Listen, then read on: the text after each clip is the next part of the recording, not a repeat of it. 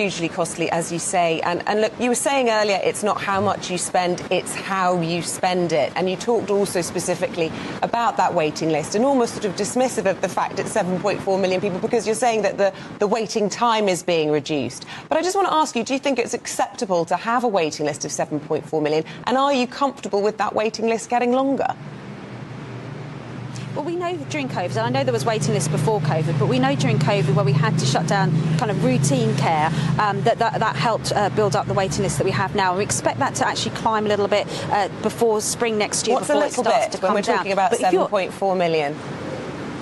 So, I think we're almost at the peak there, but what's important is how quickly people get those procedures, and that has fallen dramatically. So people were waiting 2 years this time last year. They're now waiting around a year or less, and that's the important thing. And, they've not been able to do that in Wales, where Labour run the health service. Many thousands of people are still waiting for 2 years there.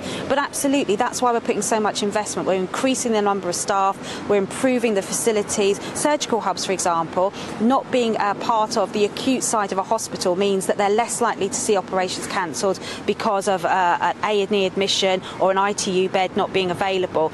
That will absolutely speed up how quickly we can get people their procedures. The rapid diagnostic centres where people can go for CTs and MRIs, again, they're not being impacted by the acute side of the hospital where maybe someone in A&E needs that urgent MRI or CT. And that is, so it's about how we have the services as well as kind of, the traditional way of doing things, because you can get through those waiting lists much quicker if you have these kind of standalone facilities which are not impacted so much by what's happening in the acute side of a hospital trust or in a GP practice as well.